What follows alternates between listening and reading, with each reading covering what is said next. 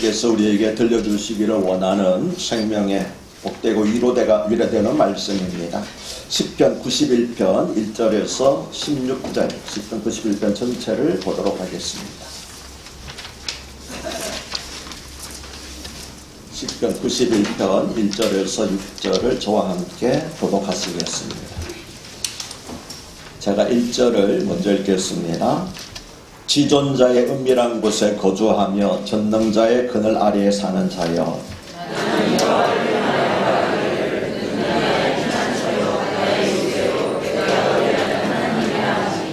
이는 그가 너를 새 사냥꾼의 올무에서와 심한 전염병에서 건지실 것이미로다. 그가 너를 그의 빛으로 덮으시리니 내가 그의 날개 아래 헤아리로다. 그의 진실함은 방패와 성문방패가 되시나니 너는 밤에 찾아오는 공포와 낮에 날아드는 화살과 어두운데 퍼지는 전염병과 발견에 가져오는 재앙이 들어오게 많이 하리로다. 1000명이 내 왼쪽에서 10,000명이 내 오른쪽에서 엎드러지나 이 재앙이 내게 가까이 하지 못하리로다. 오직 너는 도토기 부르니 하나님의 보험을 내가 보리로다. 내가 말하기를 여호와는 나의 피난처시라 하고 지존자를 너의 거처로 삼았으므로 아담에게 미치지 못하며 재앙이 내 장막에 가까이 오지 못하리니 그가 너를 위하여 그의 천사들을 명령하사 내 모든 길에서 너를 지키게 하시니라. 그들이 그의 손으로 너를 붙들어 발이 물에 들이지 않게 하리라. 내가 사자와 독사를 밟으며 젊은 사자와 뱀을 발로 누르리로다. 하나님이 이르시되 그가 나를 사랑한즉 내가 그를 건지리라. 그가 내 이름을 안즉 내가 그를 높이리라. 그가 내게 간구하리니 내가 그에게 응답하리라. 그들이 환난 당할 때에 내가 그와 함께하여 그를 건지고 영화롭게 하리라. 내가 그를 장사하게 함으로 그를 만족하게 하며 나의 구원을 그에게 보이리라 하시도다. 아멘. 요즘 모든 사람의 최대 관심사는 신종 코로나 바이러스일 것입니다.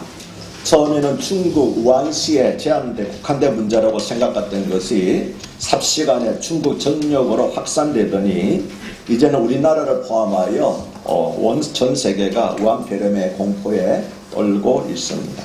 우리나라에서도 우한폐렴이 계속 확산되고 있고 오늘도 확진자가 한 명 더 늘었다는 그런 보도가 있었습니다.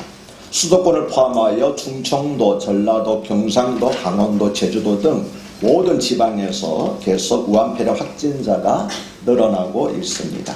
우리가 사는 서울 강남의 서초구에서도 우한폐렴 확진자가 나왔습니다.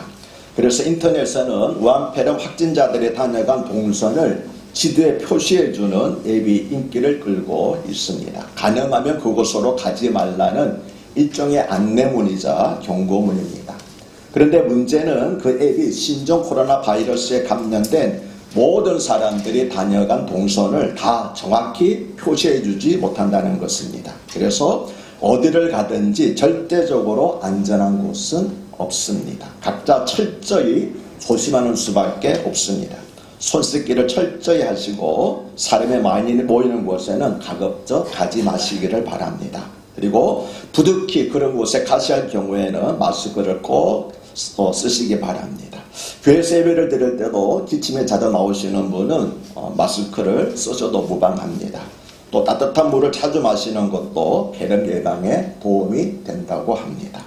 물론 요즘같이 전염병에 행할 때는 외출하지 않고 집안에 있는 것이 가장 안전합니다. 하지만 어떻게 계속 외출을 하지 않고 살아갈 수 있겠습니까? 또 외출하지 않고 안에만 있다고 해도 과연 안전할까요? 전염병으로부터는 상대적으로 안전할지 모르지만 집안에 있어도 뜻하지 않은 사고를 당하는 경우가 많이 있습니다. 집에 불이 나기도 하고 강도와 도적이 들기도 합니다. 혼자 있다가 갑자기 심장 발작을 일으켜서 생명을 잃는 경우도 있습니다. 오늘 읽은 시편 91편의 주제는 우리에게 가장 안전한 곳은 어디인가 하는 것입니다. 시편 91편의 저자나 저작 배경에 관해서는 알려진 것이 없습니다.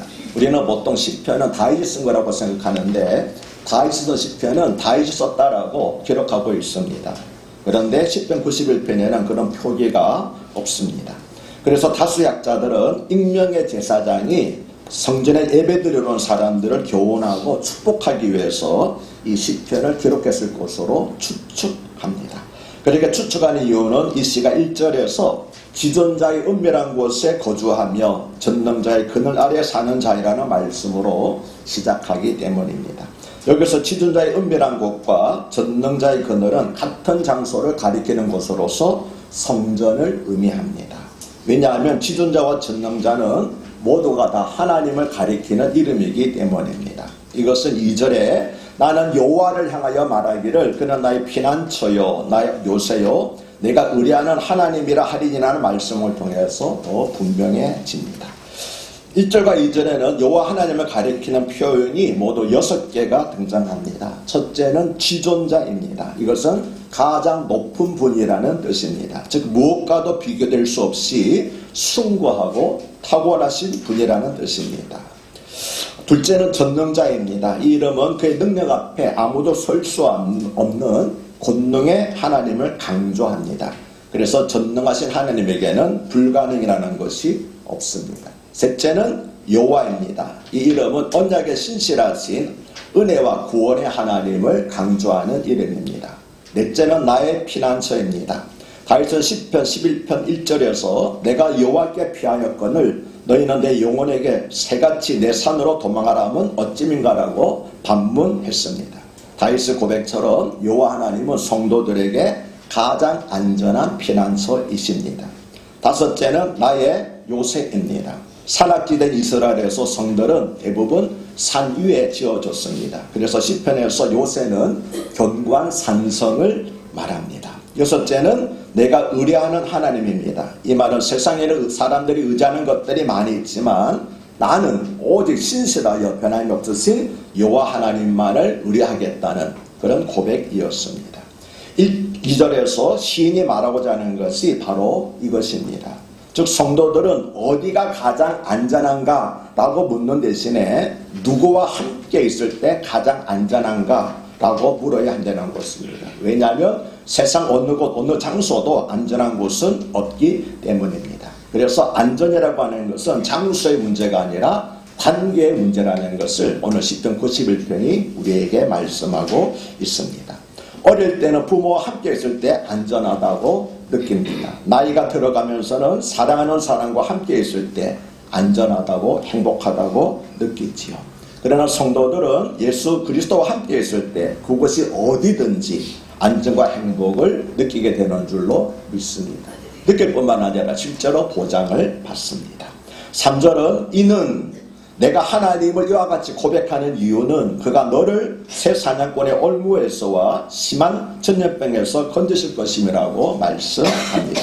여기서 새 사냥꾼의 올무는 악한 세상으로부터 오는 인간적인 위험을 말합니다. 그리고 심한 전염병은 자연으로부터 오는 치명적인 재앙을 말합니다.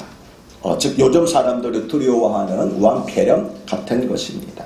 그런데 3절부터는 주어가 나에서 너로 바뀝니다. 1, 2절은 나가 주어인데 3절에서는 너가 주어입니다. 그래서 1, 2절은 제사장인 저자 자신이 자신의 하나님에 대한 신앙 고백이고 3절 이하는 이 제사장이 성전을 찾아온 예배자에게 교훈과 그리고 축복을 전하는 내용입니다. 힘겹게 무거운 짐을 이끌고 하나님의 도우심을 찾아 성전에 나온 한 사람이 있었습니다. 그 사람을 향한 위로와 격려가, 다시 말하면 제사장의 위로와 격려가 축복이 바로 오늘 시편 91편의 내용이라는 것입니다. 시인의 제사장은 먼저 1, 2절에서 무거운 짐을 지고 온 그 예배자에게 내가 믿는 하나님은 이런 하나님입니다라고 6가지로 고백을 했지요. 그리고 3절로부터 13절에서는 내가 믿는 그 하나님이 당신에게 이렇게 하여 주실 것입니다라고 설득하며 위로합니다. 그리고 마지막 14절로부터 16절에서는 하나님께서 이 제사장을 통하여 주신 말씀, 그에게 주신 말씀을 그에게 전달하는 그런 구조로 되어 있습니다. 하나님께서 당신에게 나를 통해서 이렇게 말씀하셨습니다. 하나님께서는 당신에게 이 말씀을 들려주라고 하십니다라고 하는 것이 14절에서 16절 말씀입니다. 그렇게 무거운 짐을 지고 성전을 찾아온 예배자에게 믿음이 흔들리는 그 사람 너에게 위로와 신앙의 확신을 심어주고자 하는 것이 바로 오늘 시편 91편의 내용이라는 것입니다. 그러므로 혹시 오늘 예배 자리에 나오신 분들 가운데 뭔가 마음에 무거운 짐 때문에 믿음이 흔들리고 힘들어하는 분이 계시다면 오늘 말씀을 통해서 위로를 받으시고 확신 가운데 거하시기를 주님 이름으로 축복합니다. 4절은 그가 너를 그의 깃으로 덮으시리니 내가 그의 날개 아래에 피하리로다. 그의 진실함은 방패와 손방패가 되시니라고 말씀합니다. 그의 깃과 그의 날개는 하나님의 보호하심을 새끼들을 돌보는 어미새에 비유한 것입니다. 그리고 두 가지 방패를 말씀하는데 앞의 방패는 멀리서 날아오는 화살들을 막는 것이고 뒤에 나오는 손방패는 적군을 싸울 때에 적의 칼을 막는 방패를 말합니다. 따라서 이 말씀은 진실하신 하나님께서는 멀리서 오는 위험이든지 혹은 가까이에 있는 위험이든지 다 막아주신다는 것입니다. 아멘이십니까? 하나님의 믿는 자들의 방패가 되신다는 것은 창세기 15장 1절에 아브라함아 두려워하지 말라 나는 내 방패요 너희 지극히 큰 상급이라는 말씀에서 이미 들려주신 바가 있습니다. 하나님께서 우리를 그의 날개 아래 피하게 하시고 우리의 방패와 손방패가 되어주시기 때문에 5절과 6절에서 시인 제사장은 무거운 짐을 지고 찾아와서 두려워하며 의심하고 있는 예배자에게 너는 밤에 찾아오는 공포와 낮에 날아드는 화살과 어두울 때 퍼지는 전염병과 밝을 때 닥쳐오는 재앙을 두려워하지 아니하리로다라고 위로를 하였습니다. 여기서 밤에 찾아오는 공포는 사막의 혹독한 치유와 들짐승들의 공격을 말하고 낮에 날아드는 화살은 사막의 뜨거운 태양볕을 비유한 것입니다. 그래서 시편 121편 5절 6절에서는 여호와는 너를 지키시는 이시라 여호와께서 내 오른쪽에서 내 그늘이 되시나니 낮에 해가 너를 상하지 못하게 하시며 낮에 햇볕이 너를 상하지 못하게 하시며 밤의 달도 너를 해치지 아니하리라고 하는 것입니다. 그리고 어두울 때 퍼지는 전염병은 갑자기 발생하여 눈에 보이지 않게 퍼져가는 전염병을 가리키고 밝을 때 닥쳐오는 재앙은 가시적이고 즉 눈에 보이고 공개적으로 발생하는 철저한 파멸을 가리키는데 예를 들면 폭풍이나 전쟁 같은 것들을 말합니다. 7절에 1000명이 내 왼쪽에서 10,000명이 내 오른쪽에서 없도록 지나라는 말씀은 그로 인한 참혹한 결과를 말합니다. 그래서 살아남는 사람이 거의 없게 된다는 것입니다. 아마 지금 중국 우한에 살고 있는 사람들의 공포가 이와 같을 것입니다. 옆집에 누구도 죽었어. 옆집에 누구도 건너집에 누구도 죽었어라고 하는 그런 공포. 그리고 과연 나는 살아남을 수 있을까라는 공포가 그들을 사로잡고 있을 것입니다. 7절 하반절은 그러나라고 말하지요. 그러나 이 재앙이 너에게는 가까이지 못하리라. 내 옆에서 1000명이 죽고 10,000명이 쓰러진다 할지라도 그러나 너에게는 이 재앙이 미치지 못하리라고 말씀을 합니다. 왜냐하면 하나님께서 그의 날개 아래 피하게 하여 주시고 방패와 손방패가 되어서 지켜주실 것이기 때문입니다. 그러므로 어떤 전염병이나 재앙도 두려워하지 아니하려로도 한 것입니다. 다시 말하면 제사장의 예배자에게 너는 아무것도 두려워하지 말라 혹은 아무것도 두려워할 필요가 없다고 한 겁니다. 왜 그렇습니까? 하나님께서 그의 날개 아래 너를 보호하여 주시고 하나님께서 방패와 손방패가 되어서 모든 재앙으로부터 전염병으로부터 너를 지켜줄 테니까 너는 아무것도 두려워할 필요가 없다. 두려워하지 말라고 말한 것입니다. 9절은 네가 말하기를 여호와는 나의 피난처시라 지존자를 너의 거처로 삼았으므라고 말합니다. 이 말은 1절에서 제사장이 고백할 때 지존자의 은밀한 곳에 거주하며 전능자의 그늘 아래서 사는 자라는 말을 듣고 이 예배자가 아멘이라고 반응했다는 겁니다. 이와 같이 아멘으로 반응한 예배자에게 제사장이 한 말이 9절입니다. 여러분도 여호와 하나님을 나의 피난처로 고백하시고 지존하신 하나님을 나의 거처로 삼으셨습니까? 예. 그러면 여러분에게도 10절로부터 13절의 은혜가 임할 것입니다. 어떤 은혜가 임합니까? 우리 10절에서 13절을 함께 읽어보겠습니다. 10절에서 13절입니다. 우리 함께 읽겠습니다. 화가 내게 미치지 못하며 재앙이 내 장막에 가까이 오지 못하리니 그가 너를 위하여 그의 천사들을 명령하사 내 모든 길에서 너를 지키게 하심이라. 그들의 손으로 너를 붙들어 발이 돌에 부딪히지 아니하게 하리로다. 내가 사자와 독사를 밟으며 젊은 사자와 뱀을 발로 누리리로다. 아멘.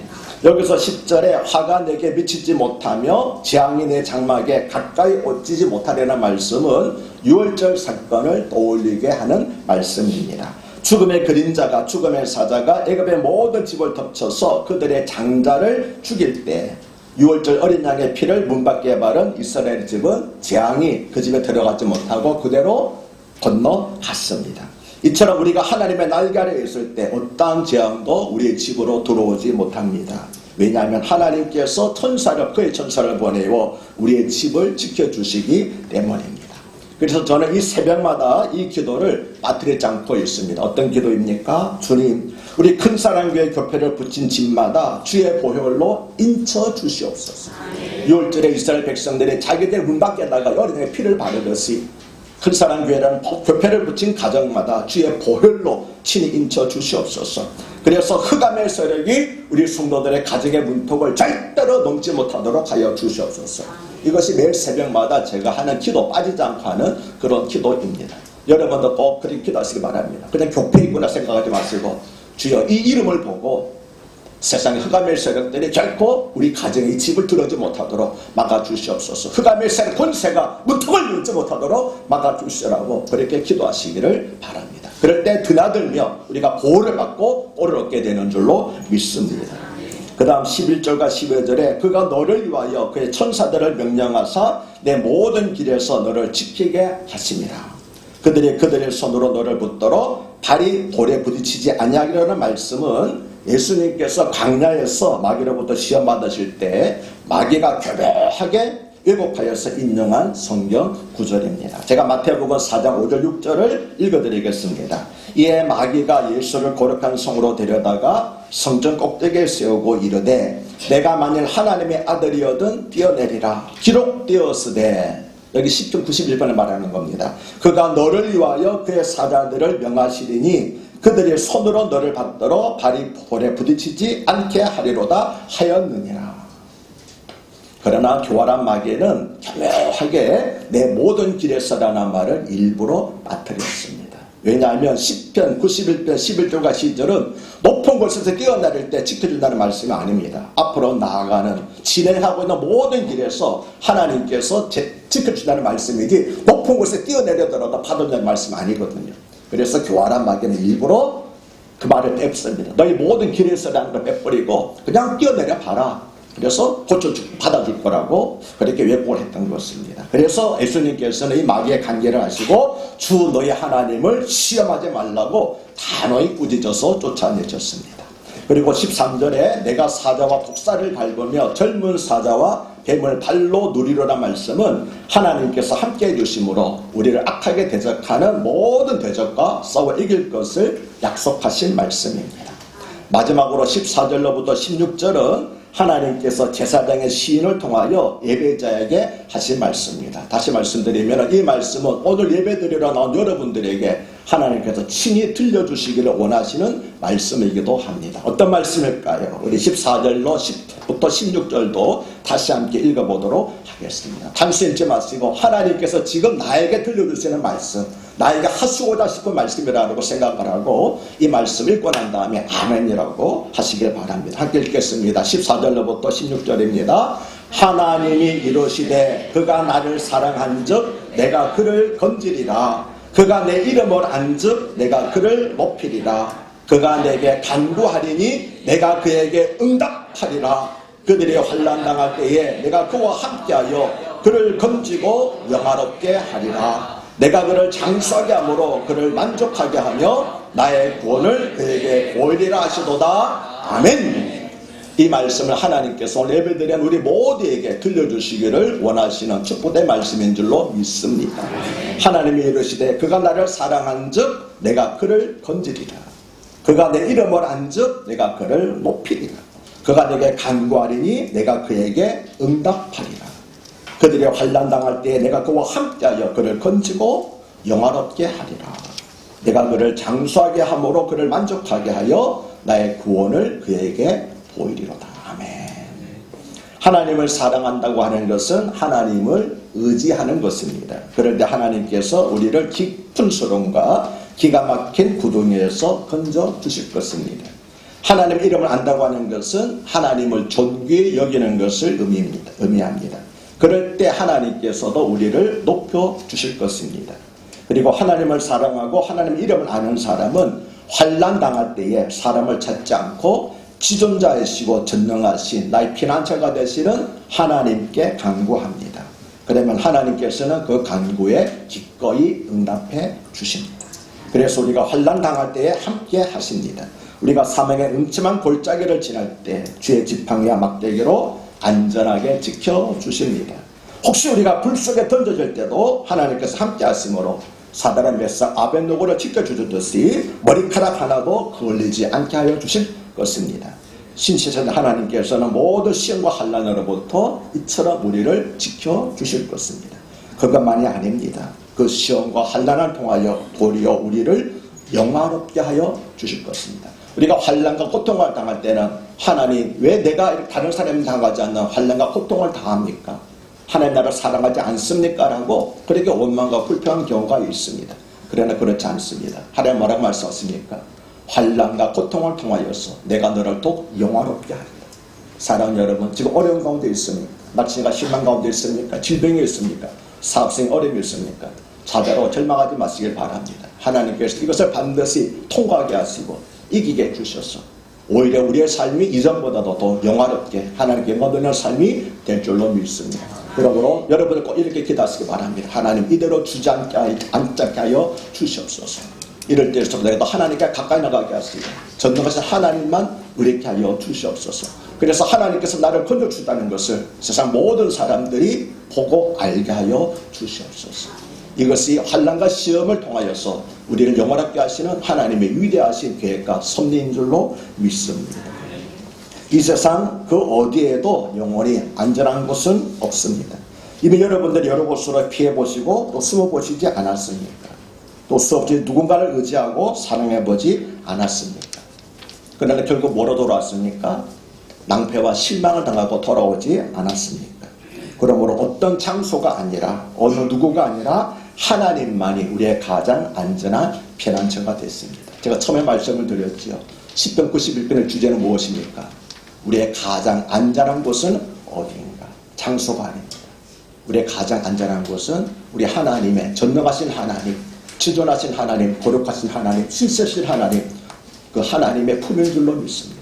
그 날개 아래 거하여서 어떤 환난 풍파가 온다 할지라도 그 날개 아래에서 보호를 받으시는 사랑하는 여러분 되시기를 바랍니다.